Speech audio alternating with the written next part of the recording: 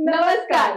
Kitchen queens मध्ये तुमच्या सगळ्यांचं खूप खूप स्वागत. होळी झाली की हळूहळू उन्हाचे चटके बसायला लागतात. हो, आणि अशा वेळेस दुपारी जेवायला बसलं ना की 2 घासाच्या वर तिसरा घास जातच नाही. हो, पण त्याच्याबरोबर एखादा थंड पदार्थ असेल आणि चवदार असेल, चटकदार असेल तर 2 घास नक्कीच जास्त जातात. मला माहिती आहे अमृता उन्हाळ्याचा थंडावा देणारा असाच एक पदार्थ आपल्याला दाखवणार आहे. पण अमृता, जर आपल्या स्टाईलनी सांगूयात का? हो, नक्की. आंबट गोड आणि चटकदार चिंचेचं पन्ह लागेल एकदम भारी. चला तर मग करूया घरच्या घरी. मनीषा, एकदम साधा सोपा करायला सोपा पदार्थ आहे हा, पण खरंच हा पदार्थ जेवणाची एकदम रंगत वाढवून देतो. तर त्याच्यासाठी आपण काय केलंय, एक बाउल आपण इथे चिंच घेतलेली आहे, सुकी चिंच, आणि त्याच्यासाठीच आपल्याला लागणार आहे 1 बाउल गूळ. आता चिंच जर तुमची आंबट असेल तर गुळाचं प्रमाण तुम्हाला थोडंसं वाढवावं लागेल. आपल्याला काय करायचंय, चिंच आणि गूळ किमान 4-1 तास आपल्याला हे भिजत घालायचंय, आणि जर तुमच्याकडे वेळ असेल तर तुम्ही हे रात्रीही भिजत घालू शकता. ही चिंच आणि गूळ आपण रात्रभर भिजायला घातलं होतं. आता पुढची प्रोसेस आपल्याला काय करायची आहे, हे तुम्ही डायरेक्टली मिक्सरला पण करू शकता, पण चाळणीने केले तर त्याची छान टेस्ट येते. आपल्याकडे पुरणाची किंवा सूपची चाळण असते, त्याच्यावर हे जे मिश्रण आहे ते आपल्याला गाळून घ्यायचं आहे. पाणी घालताना ना मनीषा, चिंच आणि गूळ भिजेल आणि त्याच्यावर थोडंसं पाणी येईल, इतकंच पाणी आपल्याला रात्री भिजताना त्याच्यामध्ये घालायचंय. अच्छा, म्हणजे आणि ती पाण्यासकट तशी हो, वापरायची. हो. आणि नंतर आपल्याला पाणी ह्याच्यामध्ये जसं तुम्हाला हवंय तसं वाढवता येतं. चिंचेचा जो गर आहे तो मनीषा, तो छान भिजल्यामुळे आपोआप चाळणीतून खाली जातो, हो. आणि हा जो चोथा वरती राहतो तो आपण काढून घेऊया. अमृता, जनरली आपण ना जेवताना मठ्ठा, ताक हो, असं घेतो. आता हे चिंचेचं पण मी जरा पहिल्यांदा बघतीये. कसं होतं मनीषा, रोज रोज ताक मठ्ठा पिऊन पण कंटाळा येतो, आणि लहान मुलं कंटाळा करतात ताक प्यायला. हो. तर हे पण त्यांना आंबट गोड छान लागतं, हो. आणि जर तुम्ही काचेच्या ग्लासात दिलं तर ते हो. ज्यूस म्हणून पण पितात. आणि चिंच तशी शरीराला थंडावा देणारी हो, आहे, हो. आणि उन्हाळ्यात ती उपयोगीच पडते आपल्या शरीराला. तू बघशील अगदी इझिली हे मॅश होतंय. हो.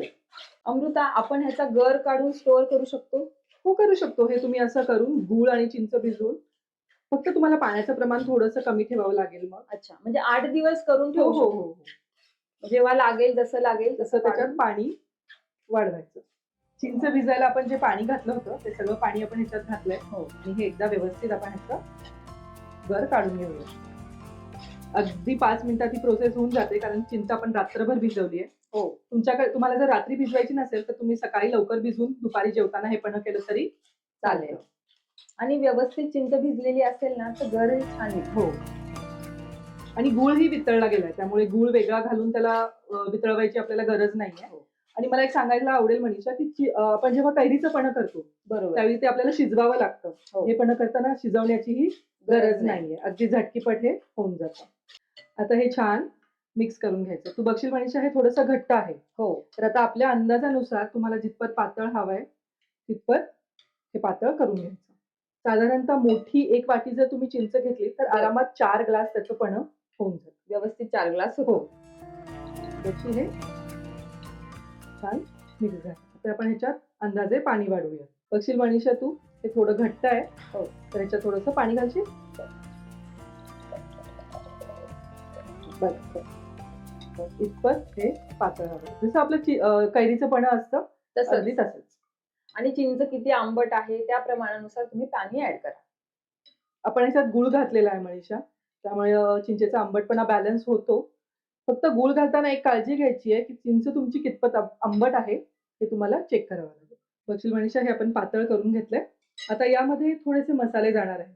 तर आपण याच्यामध्ये घालतोय अर्धा चमचा जिरेपूड. जिरेपूड पण पाचक आहे. हो. अंदाजानुसार तुमच्या काळं मीठ. अगदी पाव चमचा चाट मसाला. म्हणजे पण चटकदार होणार आहे. हो. आणि पाव चमचा लाल तिखट. लाल तिखट ऑप्शनल आहे, तुम्हाला हवं असेल तर तुम्ही घाला किंवा नाही घातलं तरी चालेल. म्हणजे लहान मुलांना जर का देणार असाल तर अवॉइड केलं तरी चालेल. हो. हे छान मिक्स करून घ्यायचंय आणि याला थंडगार सर्व्ह करायचंय. तुमच्याकडे जर वेळ असेल तर तुम्ही ह्याला फ्रीजमध्ये ठेवा किंवा आईस क्यूब्स घालून सर्व्ह केलं तरी चालेल.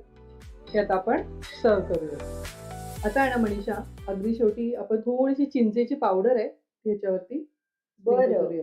म्हणजे तू चिंचेची पावडर करून ठेवलीस तर? हो. ही माझ्या सासूबाईंची आयडिया आहे. म्हणजे बरं. उन्हाळ्यात चिंच येते, ऊनही कडक असतं.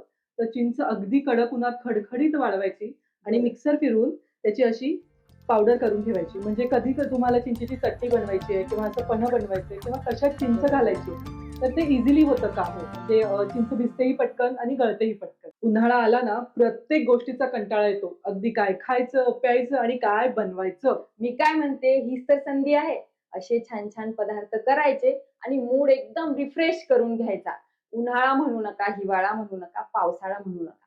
सगळ्या ऋतूतले मस्त पदार्थ आम्ही तुम्हाला दाखवणार आहोत. पण त्यासाठी तुम्हाला काय करावं लागेल? तुम्हाला आमच्या चॅनलला लाईक, शेअर आणि सबस्क्राईब करावं लागेल आणि त्यासाठी पाहत रहा किचन क्वीन.